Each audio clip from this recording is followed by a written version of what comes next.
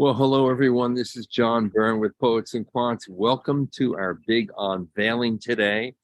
We have published our new 2022-2023 ranking of the best MBA programs for entrepreneurship.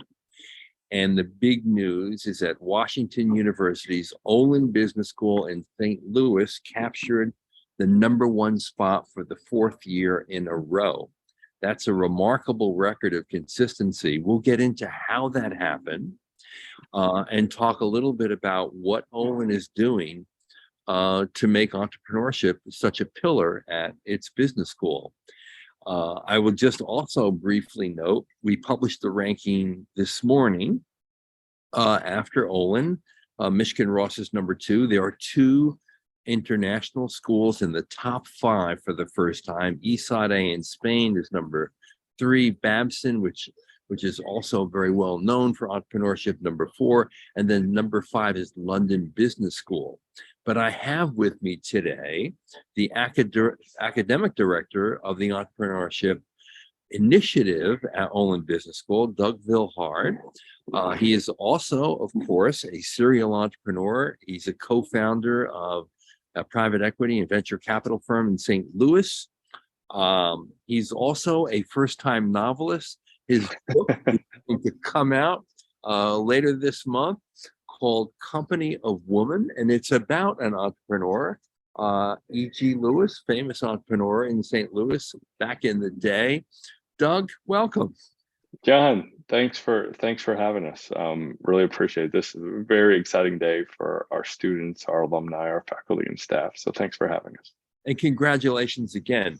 If you had to say, how do you keep the momentum going? What would you say? Oh, that's a great question. Great question. Something I think about a lot. I'm not going to say that it's easy, but what makes it easier for us is that we really practice innovation ourselves within the business school and within the entrepreneurship program. So we are really set up every year to ask ourselves, hey, what went well, what didn't go well, and what do we want to do differently? And when you kind of have a culture like that, which is very similar to what we teach, you would expect continual improvement. So we're really focused around that. We also, we teach at Olin, we teach the first fall in love with the problem, fall in love with the customer's problem before starting a new endeavor. And we think about that a lot. We think about what's important to our students and what's important to our alumni, our faculty, and such. So it's sort of that culture of innovation, I think you will, that will hopefully put us back here again. We'll see. There's such great competition, and John, from my perspective, it's really fun watching all business schools pretty much embrace entrepreneurship these days, and I think that's just going to be great for our students and great for society as well. That's really true.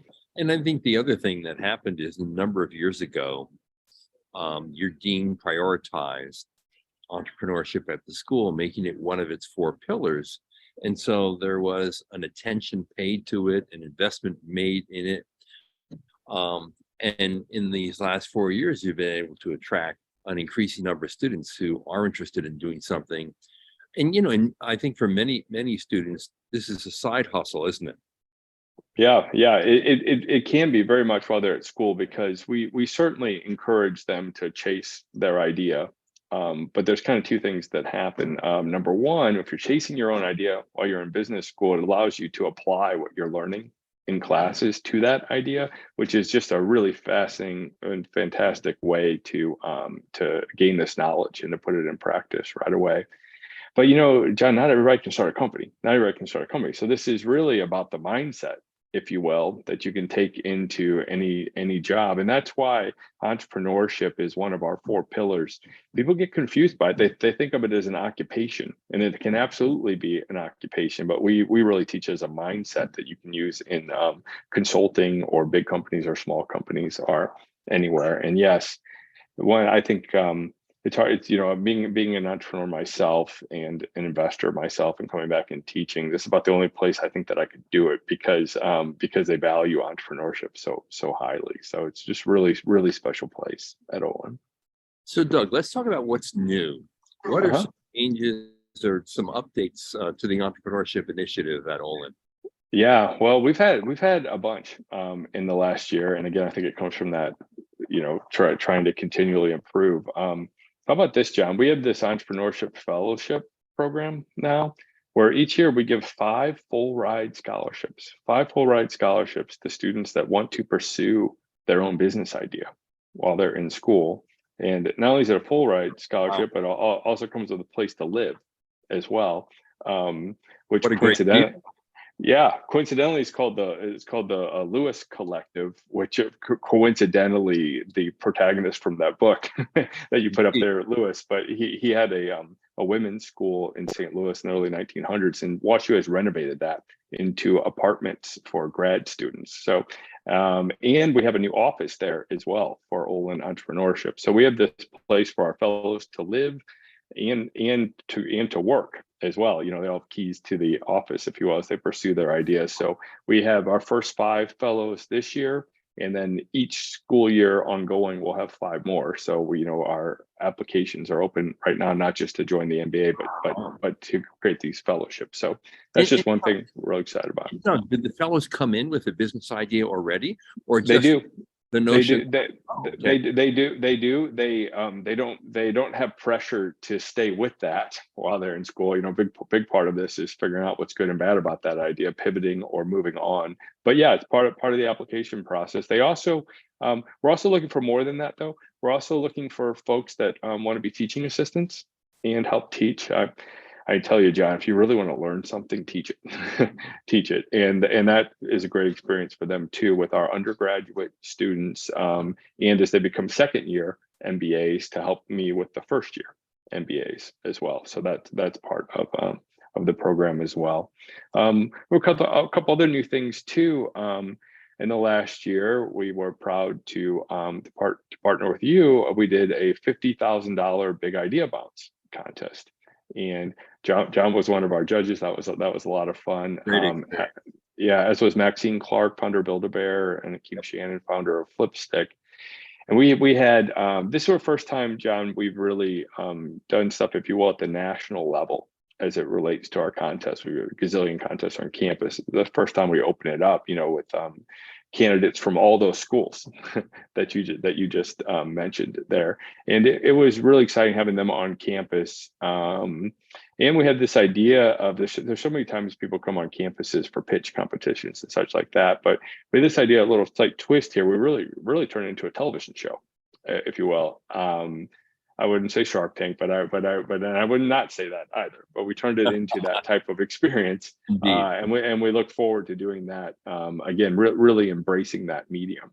And Doug, If you will. you say it's national, but in fact there were 13 countries represented, so it was really international. Really international. Yep, that's exactly right. In fact, some of the finalists had ties to Canada as well. So that was really exciting. And Yeah, and go with ahead. the top award of $50,000, this makes this elevator pitch contest one of the biggest and most generous in the world as well. That's right, and it's pretty easy to apply. Actually, you can look at Poets and Quants in the sense that what you're doing is you're sort of filling out 8 categories. What's the problem your company is trying to solve? What's unique about your solution, the market, etc. And so it makes applying very simple. And then we sort of narrow it down to like a top 50 who then record themselves. Initially, John, it was like recording yourself, like your 2-minute pitch. Now it's like you're rehearsing to see if you're a good candidate to be on the television show along with that. So we're getting great ideas and really fascinating founders too that we're looking for. But initially, it's just filling out some text about your business idea. So that's really exciting. A couple other new things is speaking of international, that's very important. That's also one of our pillars at Olin, besides entrepreneurship. But we had been for years pairing students with startups. Okay, so students are paired with existing startups to do a consulting project, and we were doing that in St. Louis. We've now expanded that to both coasts. So we're working with startups in Silicon Valley, also with startups in New York City.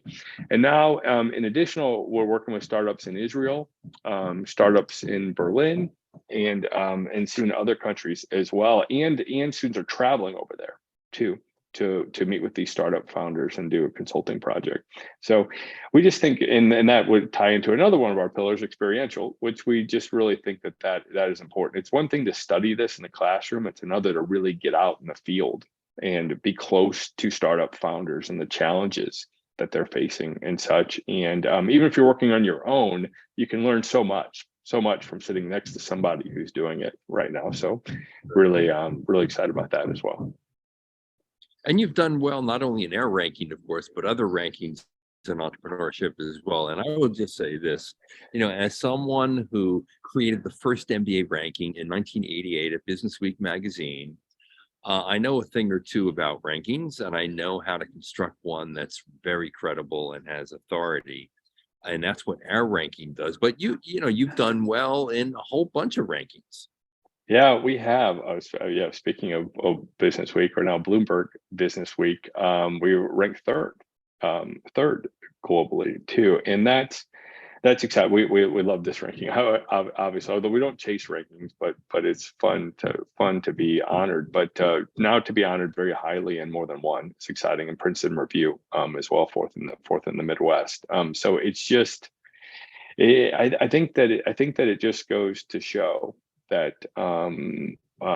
these rankings can be helpful, but what they've done though is they've attracted students that are really excited about entrepreneurship, and then that success is begetting other success as well, and we're really taking off. And when I've been at Olin 3.5 years, and we first achieved that ranking right as I showed up, so we've had it while I've been here. That has nothing to do with me, but what it has to do with is that when I started, about a quarter of the class at Olin had some entrepreneurial interest, and now over half does, right? So that's for a guy like me, that's really exciting. And in the faculty and staff, that's really exciting to have so many people there for this reason and wanting to go after it. So that's, those rankings have been fun. And you've had strong funding support as well, right? Yeah, we do. We have more and more of our startups now out of school are getting funded, which is really exciting. And this part's kind of catching me by surprise, John. More than we're getting funded while they're still in school too, which I think is really exciting. Parv Goal's example of that is a company called Benchmark Learning. And he's just we have like sort of 3 classes, sort of like an intro class, medium class, advanced class. And he got funded in my intro, class. I've had it in advanced before, but not intro. So it's exciting watching him. I mean, we're generating significant revenue while we're still going to school. So that's been really interesting to watch. And what's also been interesting to watch, as more of our startups get funded, that creates a network of pre-seed and early stage venture capitalists that are like, what else do you have, Doug? What other founders are next? And that's why I was saying, like, we are really excited where we are, but I think we're just getting started, John. I think we're just getting started for where we're headed. And we had this fortunate thing happen. Unfortunate for the world, COVID.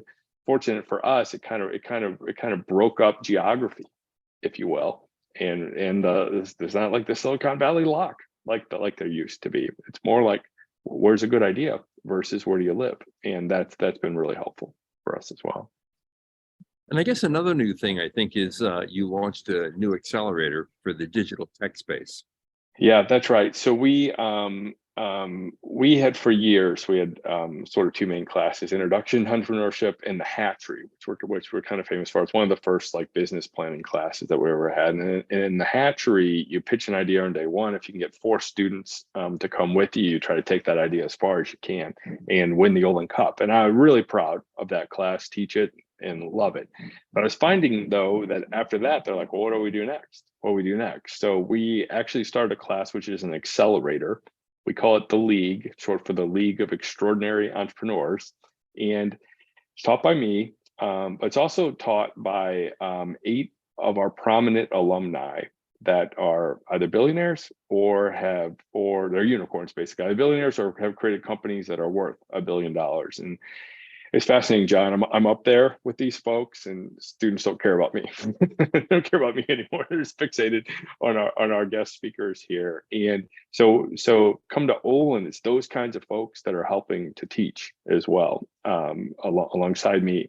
And the folks in our accelerators, you apply with an idea to get in, get funding while you're in there, you get access to this network. And then we're pitching 50 pre-seed VCs now in our demo day here coming up. So it's just, the momentum is just building and building and building, if you will, this program. And I think it doesn't have anything to do with me, but it does have to do with folks like me and the other faculty who don't rest on our laurels and don't just do the same thing over and over again each year, and would get bored with that and want to keep doing new stuff, and having students that want to keep trying new stuff. And that's really the culture that we're trying to create here.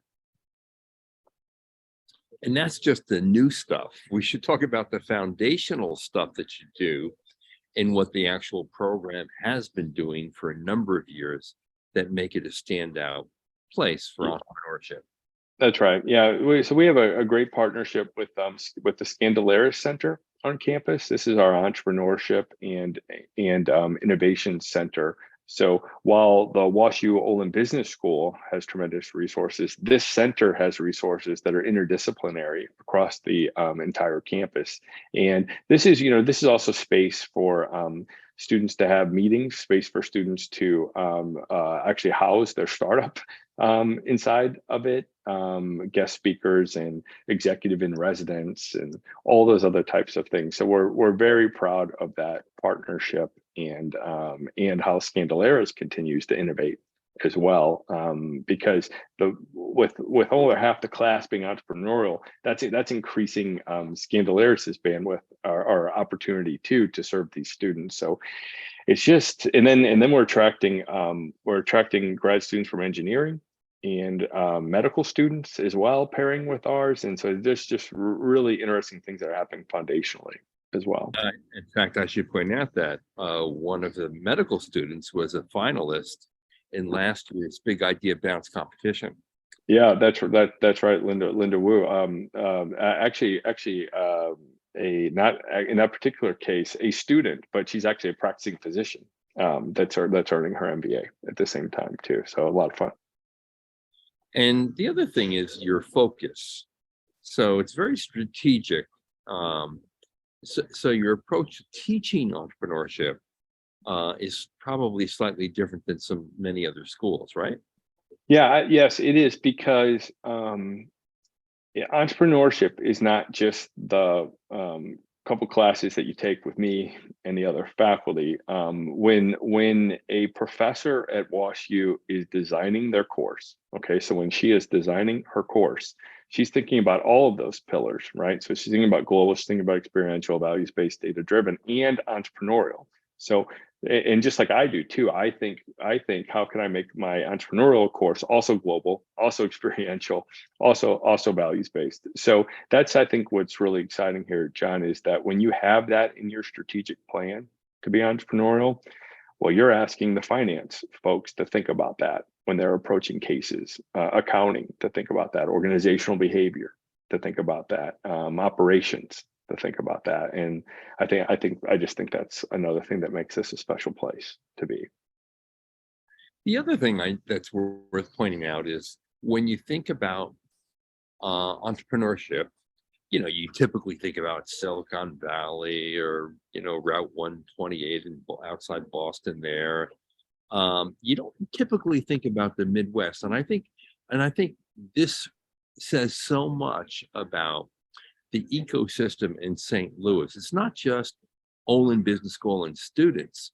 You've got an incredible ecosystem in St. Louis that really makes it a standout program and a great environment for people who want to do new and different things. And it's worth saying, I think you would get special attention, more attention, more people behind you, more support in a place like Olin and St. Louis than you would in a crowded, cluttered place like Silicon Valley, to be honest. What's your take on that? Yeah, that's exactly right. St. Louis is small enough where this community all knows each other, but yet big enough to matter as well. You know, we've had 2 unicorns here in the last 2 years, so companies going public out of St. Louis. But what we're also having, though, which is really interesting, and it's not just WashU, there's other great universities in town too. But we're seeing WashU students graduate, not all of them, but we're seeing them graduate, stay and start their companies here because of that ecosystem. Because what happened was when they were students, they were getting to meet all the major CEOs, founders that are in St. Louis, because they come through and they guest speak in our program and participate there. Many of them intern with them as well, and in turn meet the folks that are funding them, in turn meet where they're housing their companies in the Cortex district, for example, that WashU has invested in. And it's like this little flywheel, sort of, John, that we have sort of in St. Louis here. It keeps going. And, you know, our chancellor, our president of our university, you know, has encouraged us. Our name is Washington University in St. Louis, and he's really focused us on being Washington University for St. Louis as well. And I think that has just been phenomenal. That's not to say that our focus on the coast isn't strong and our focus globally isn't strong, but it really creates a nice backbone right here, for folks to be part of this ecosystem and to join it as well. And I think that's been really fantastic. I know one of the aspects of your program that has allowed you to win 4 years in a row is the fact that entrepreneurship isn't a peripheral activity. It's not a ghetto of ambitious, smart young people. You're infusing and embedding your entire MBA curriculum with entrepreneurial thinking. Talk a little bit about that. Yeah, that's right. And I think one of the ways to think about that even is when you're taking our core classes right at the beginning of the program, and you've come into Olin not for entrepreneurship. You've come in for consulting, or you've come in for supply chain or marketing, right, or something else. But so in that particular case, maybe we take you outside your element a little bit, thinking about innovation, thinking about entrepreneurship, even pairing you with a startup in one of our core classes too, especially during the global immersion, to do a consulting project. So I think that's what's really fun. And then you're a finance student, and you're mixed in with these entrepreneurial students, and it can't help but rubbing off a little bit, both directions, if you will. So the fact that we really engage as a pillar and really work it into the core too, I think makes us a special place. And I've run businesses, as you know, and sold businesses, as you know, and the only folks that I ever really promoted is not what you think. It wasn't like the people that were like working. I didn't encourage people working 80 hours a week, but it wasn't people like working a ton or sucking up to me or anything like that. It was the folks that would look for new ways to do their job, and new ways that our company could expand, and new products and services, and new innovative thinking. And that's really what we're talking about with entrepreneurship here. Again, people get mixed up thinking of it as an occupation, but we really think of it as a mindset. And I think it's that type of mindset is going to get you promoted within Fortune 500 companies, and others, because it really differentiates you from your peers. And that's why I'm going to throw some data at people there, because I think this is an impressive data point. Of the nearly 100 courses that are available to MBA students at Olin, 90% of them include entrepreneurship material and content. And we should point out that more than 20 of your courses specifically target entrepreneurship. That's an extraordinary dedication to the field. And if people are saying, well, how can Olin be number one? Well, there's one very big and important reason, because you're living, you're breathing it, and you're basically, I don't think you can't get an MBA from Olin without entrepreneurship being part of the role that you learn, what you take away from the school and the experience. That's right. And what's also exciting is there's finance professors and marketing professors that teach entrepreneurial courses now too. And it's fun collaborating with them, and and they're saying, this is fun.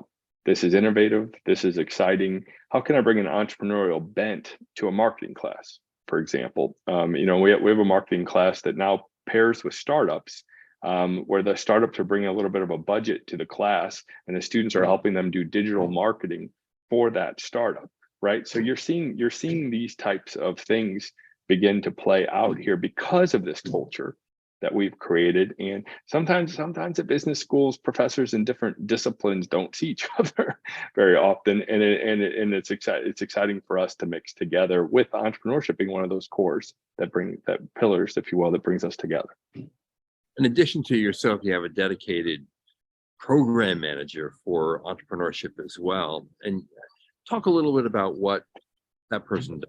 Yeah, so this is Ryan Edwards. She's amazing. She's really my partner in crime in all of this. I know that you manage people too, and you know what that's like, but it is just fascinating to me now that people want to talk to Ryan and not me. Ryan and not me, because what's happening is what Ryan has done is she has grown the alumni that are helping our program from routinely around 50 or so to now over 1,000. Over 1,000, and they all know Ryan, and so what's happening then is those alumni are saying, Ryan, hey, who are some good students that we can talk to? And she's doing that transaction the other way around. Our students are saying, hey, who are some alumni that we could talk to in this particular field? So amongst all the other things that she does for us, sitting as a conduit between those two groups has just been a fantastic investment for us, and there's nobody better at it than her. And like I said before, oftentimes when people think about the program, they do think about the classes and opportunities, but they also think about Ryan because of the way she's facilitating these connections. So particularly proud of her and the job that she's doing here. And she's part of this connective tissue with the greater community of St. Louis to make things happen, right? Yeah, absolutely. That's kind of the best part is not only do the alumni know her, but everyone in St. Louis that has something to do with entrepreneurship flows through her as well, and those connections that she made. Boy, we're talking a lot about Ryan. I'm not sure if she's listening right now, but guess what? Ryan got the bug too, and she's an MBA student now at Olin on top of doing this job. So particularly proud of her for that as well. And one thing we've written about in the past, and I know this is still true, is how the university has partnered with two of the major incubators in St. Louis, Cortex and T-Rex, to make stuff happen. Talk a little bit about that relationship. Yeah, absolutely. And even Tech Artista now too, which is where we open up an office now inside the Lewis Center. But college campuses can sometimes run into an issue where students just stay inside the bubble, if you will, on campus, inside the bubble. So it's really important for us to find ways and opportunities to get students out of that bubble. And Cortex, T-Rex, Tech Artista, they create these great opportunities for students to work there amongst the startups there, to build their own ideas there as well, and for us to do programming there too. So those are some of the different ways that we leverage that. And then in turn, all of these hubs have a bunch of startups that are connected to them, and a WashU intern. A WashU intern is a hot commodity in town as well. So that lets them meet each other too. And it's not uncommon for our students to do multiple internships even within a semester, because of these relationships and doing special projects for folks and just getting this tremendous experiential opportunity. So we really embrace that here for sure. So obviously we're in an uncertain time. It's an inflationary time. There are a lot of worries about a recession. Interest rates are going up. Is it a good time to launch a business? Is it ever a good time? Well, that's a good question. I think, if you look it up statistically, a lot of businesses actually start during downturns because of a couple of reasons. Number one, folks starting them may have been laid off or the like. So that's very common. But in this particular case where we are right now, I think what's really interesting and also something that I'm proud of is we really teach fundamentals here. We really teach fundamentals. So there was a bit of a hype craze the last couple of years where kind of if you went to the right school and you had an idea in the right industry, pick on crypto or Web3 or something like that, and all of a sudden you're funded. And then it's like, well, what are you going to do? Well, we don't know yet, but you're funded, right? And so the fundamentals, though, that we teach of really understanding the customer's problem that you're trying to solve, validating that with customer discovery and going out in the field and talking to them, double checking that your proposed solution is differentiated in the marketplace and fits their needs. That kind of teaching, John, is agnostic to how the industry is going on, because if you're really solving a problem for folks that they're willing to pay for, those other concerns don't matter. But if it's just flash in the pan kind of stuff, that's a dangerous place to be. And I don't worry about that for our students or the startups coming out of here, because those fundamentals were important to us now. They were important to us during the hype phase too, but they're just always important to us. I think that's a differentiator. Yeah, really good point. The other thing I want to ask you about is the age-old debate. You see this in a lot of forums. There are people who say, if you want to launch a company, just launch a company. Don't go to business school to launch your company, because the tuition alone you could use for your seed capital. Now, in your case, you have fellowships that are full rides for people, and you're setting them up for success. But what about that age-old question? Is it a really good idea to launch a company in an MBA program? Yeah. So so you're talking to someone who's incredibly biased toward that answer, right? And you're also talking to someone who was operating their company while I got my MBA as well. So I can speak to it. There's a couple really cool things about doing it while you're in an MBA program. Should you get in? Should you afford to go? And those types of things. A couple of cool things. Number one, when you're trying to open doors, like, hey, I'd like to talk to someone at this Fortune 500 company, could potentially be a customer of mine. It is a lot easier to get in that door as a student and to connect with other students or sorry, other alumni from the school that you went to. It's just a lot easier to get to those meetings because they don't seem as salesy. They want to help students. So that's a really great thing. Second of all is our classes are awesome and you're learning great things in them. But all MBA programs are pass fail along those lines too. And that's not to say slack off in class. Do not do that. But the opportunity in class is to do your work for the professor to get your grade. But if you got your own idea, you can apply the knowledge that you just got from that lecture to your own business idea. And it's kind of like, I don't know if you've ever done this, John. I did, especially early in my career. I would go to conferences and I would be interested in the content that's going on. But it was really a chance for me to sit there for a second and collect my own thoughts about my business or how I could apply this. So that's another really great thing about going to school. And then lastly, I'll say besides the networks and connections, the next thing I'll say is it's a great place to find a co-founder. It's an amazing place to find a co-founder, because like John, I might have in my mind, a great business idea and I pitch it to you, but you got to decide now if you want to leave Poets&Quants or not to go do it, right? You're not always in a position to do that. But when you're in school together, you got a lot of like-minded people that are at the same stage in their lives where they could potentially go after it and aren't potentially opportunity cost of giving up their current job because they're looking for something new anyway. So I think those are just a couple of the reasons that in my mind makes an MBA a perfect place to work on a business like this. But if all you do is work on it, you just plan it, and you're not actually out talking to customers or investors or other things like that, yeah, waste of time. You got to get out there and do it. But I think this creates a great platform in which to do so. And you get to test your idea. I mean, in a supportive environment with people like yourself and your classmates. I mean, who can be guinea pigs for you, frankly. That's exactly right. In fact, what will happen a lot of times in my class, so let's have 50 students in there, somebody will throw an idea about their business and I'll go, oh, time out for a second. Hey, everybody in class, raise your hand if this is something you would use. or not, right? So, and then, if it's appropriate for this age group, and like half the hands go up, I go, okay, hands that went up, why did you say that? And they'll start saying what they said, and it's like getting a quick poll of customers, really quickly, that you couldn't get in some other places. So yeah, absolutely. It's just, I think there's a lot of advantages starting one while you're in school. I can see the other arguments too, but it certainly works, and it happens all the time while folks are getting their MBAs. Well, we know that the odds of success in any startup are pretty daunting.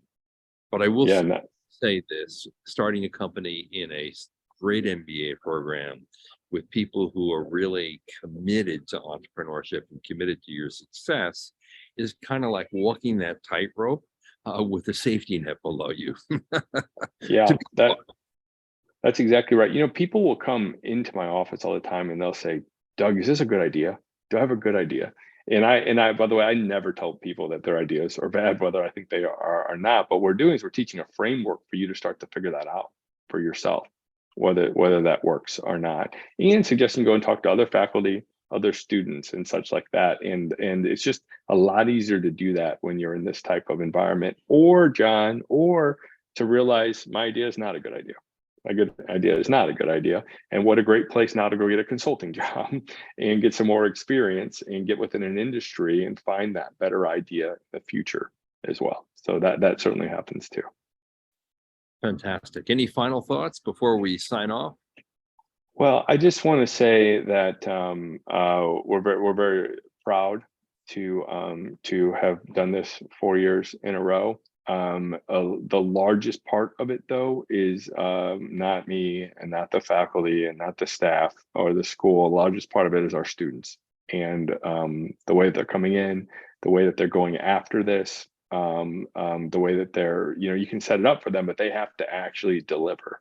And I think when I look at these rankings, it's like a school's ranking, but I think of it as our students ranking. And I think for I think that's why we're here. And I think that's what makes us the most proud. So, and thanks for the opportunity to talk about Olin a little bit and talk about MBA a little bit, and my favorite topic of all, entrepreneurship. So thank you for that. Well, Doug, congratulations again. And congratulations to the students who also make it happen. If you are out there and you're interested in entrepreneurship, starting a business, seeing what schools are doing in this field, have a look at our new ranking. It's a pretty great article by our contributing editor, Nathan Allen. We also, because we really believe in transparency, we share all the data that we've collected, proprietary data that helps inform your decision about, what's best for you. How do you align your interest, your business ideas with the best environment to make it happen? And I have to say that is one heck of an enticement, Doug, those full ride fellowships with a place to live for a 2-year MBA program. That's mind blowing. And there aren't hardly any schools out there that do something like that and be that generous. Yeah, and a place to work too. They have an office as well. And get this, John, I bet this is their #1 highlight. They're coming over to dinner tonight. We're gonna toast this ranking, so that's kind of fun too. But yeah, I wish I could be there to toast them. I'll send you a photo. Yeah, please do. And I want to remind everyone as well, and we're going to have another webinar on this. Our second big idea bounce elevator pitch contest, which I'm really excited about because it will result in essentially a TV show, kind of like Shark Tank, with behind the scenes deliberations by the judges, and you'll get a sense for all the jitters and the anxiety ridden prep for these presentations, and some great ideas as well, I might add.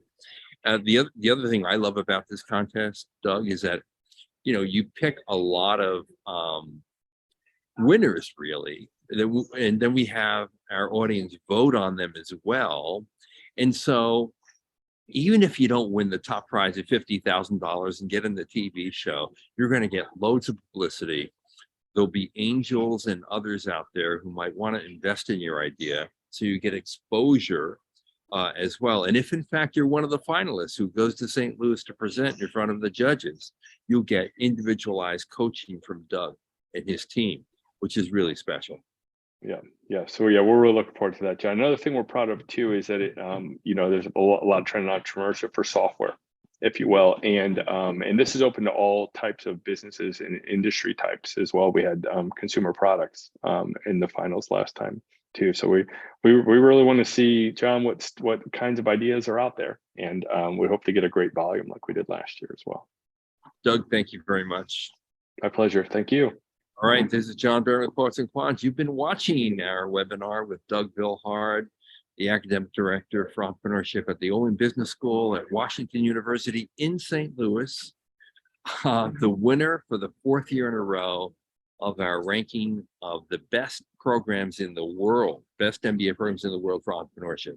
Thanks for watching.